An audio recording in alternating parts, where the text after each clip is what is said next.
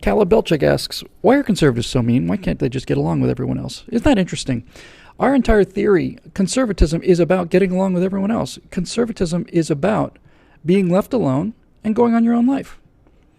I want to be left alone. Hey, Scotty Ott. How are you, buddy? The famous Scott Ott here is I think it's the first time I've seen him in our comment section watching the show live. My partner from Trifecta, Scott Ott, ladies and gentlemen. No, why are conservatives so mean? Why can't they just get along with everyone else? We're the ones who are fighting to be able to get along with everyone else. We're the ones who are trying to say, I want to be left alone. That means you get to be left alone. They say conservatives are mean because conservatives are not afraid of the truth, and they're not afraid to speak the truth. This political correctness started out as a way to not argue, and it's just turned into something more than that now. It was originally designed by progressives so that they wouldn't have to, have arguments that they're going to lose on the basis of the facts and stuff. So political correctness was designed so that you didn't have to argue with conservatives because they're mean. Why should we argue with mean people? Well, because they're right. But now it's gotten to the point where there's been so much political correctness for so long that now we're at a place where we've got 25, 30 years of people, a generation or two, where just the idea of any kind of a disagreement, forget about violent disagreement, forget about even enthusiastic disagreement, just disagreeing with somebody causes them to have trigger warnings, and they begin to freak out, and they begin to have little conniption fits. And it's like, you argued with me, you disagreed with me. I had persons stomp out of a room crying, didn't even stop, just went out of the room crying. Why is she leaving the room crying? Well, you were mean to her. Well, she called me a murderer, and I told her I wasn't. So suddenly it's my fault that she's out of the room crying? No, it's her fault. She's an adult, presumably, although you wouldn't know it these days. So we're not mean. We're honest. We like to talk about things that matter. And this niceness that you're talking about, by the way, this liberal niceness is the niceness that they hold towards people that agree with them. But when you listen to them talk about Christians or conservatives or soldiers or the rich or the one percenters, you will not find more hate-filled individuals than American progressives. Or Western progressives. They are the most hate-filled people in the world. They would really very quickly hang everybody who they disagree with. If you said to the Occupy Wall Street crowd, what do you think we ought to do with those bankers inside that building? Most of them would say string them up. I don't know any conservatives that say we should string up people. I know a lot of conservatives who say we should get people motivated to get themselves up, but I don't know anybody who's talking about killing people or making them go away. That's what progressives do. It's what socialists do. You can't have socialism on earth unless everybody's pulling together. People won't pull together because people won't work for other people as hard as they work for themselves. So the socialist utopia fails. So why is it failing? It's failing because of the wreckers, and it's failing because of the kulaks, and it's failing because of the Jews, or it's failing because of the rich, or it's failing because of the bankers, or it's failing because of the one percenters, or it's failing because of somebody. Kill them all, and once you've killed them all, everything will be fine. Except that it doesn't. It just means you've got a lot of dead people. We're not mean. They're the hate mongers. I know hundreds of people who are conservatives who have liberal friends because we're exposed to liberal viewpoints every single day. And I can't tell you how many stories I've heard from those same people, of people who they were at Thanksgiving for every Thanksgiving of their lives. Person found out they voted for George Bush, never speak to them again, this kind of thing.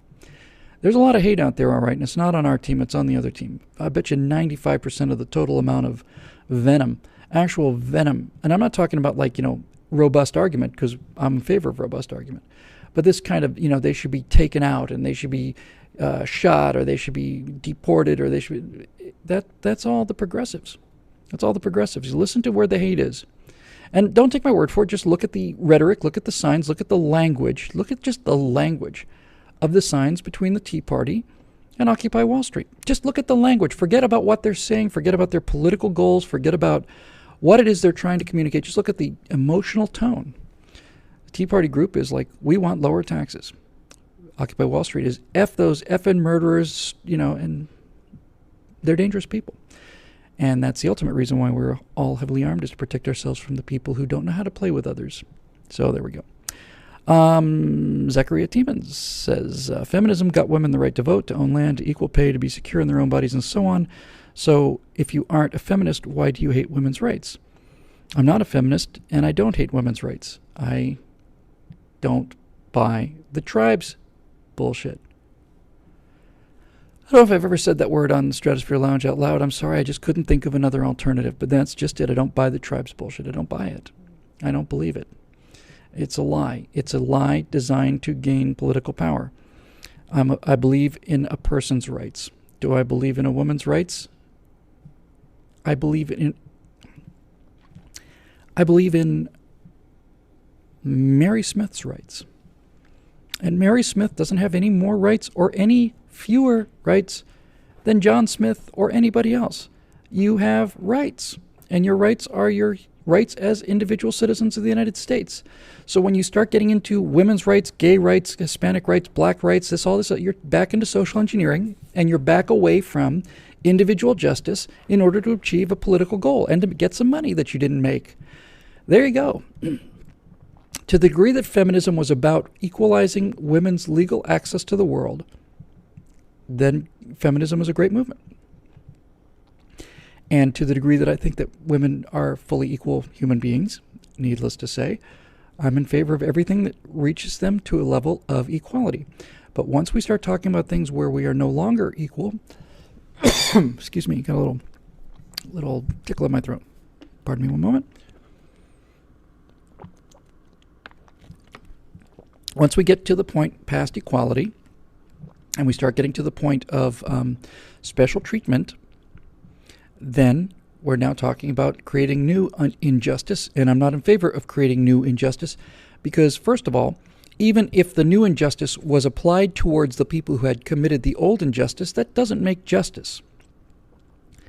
Secondly, the people who are talking about this new injustice as a corrective, things like reparations or, special treatment, Title IX, all this crap, they're whipping people who've been dead for 3 generations. And they're hurting new people who are here now in order to get back at people who've been dead for 3 generations who you can't touch anyway. So feminism should be about achieving legal equality. Earlier somebody said, don't you believe people should be equal? Equal under the law, yes. So anything that's moving black people, Hispanic people, Asian people, gay people, women, anybody towards equality, legal equality only, legal equality under the law, I'm in favor of, and when we get to that point, it's time to stop. And that's the ultimate argument that I'm going to make somewhere in here, is this idea that this reason we're called conservatives now is because we're all classical liberals who believe in the philosophy of classical liberalism to the point where it was at maximum operational efficiency, and everything that's happened in the last 100 years since the progressive movement has made traditional liberalism worse. So we're in favor of stopping now and going back in some cases. We're conservatives because we're trying to conserve the ideas of classical liberalism, which is private property, individual rights, limited government, weapons, individuality. That's what classical liberalism is.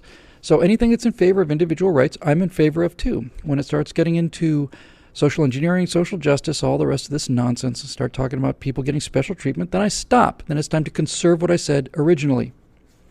There you go.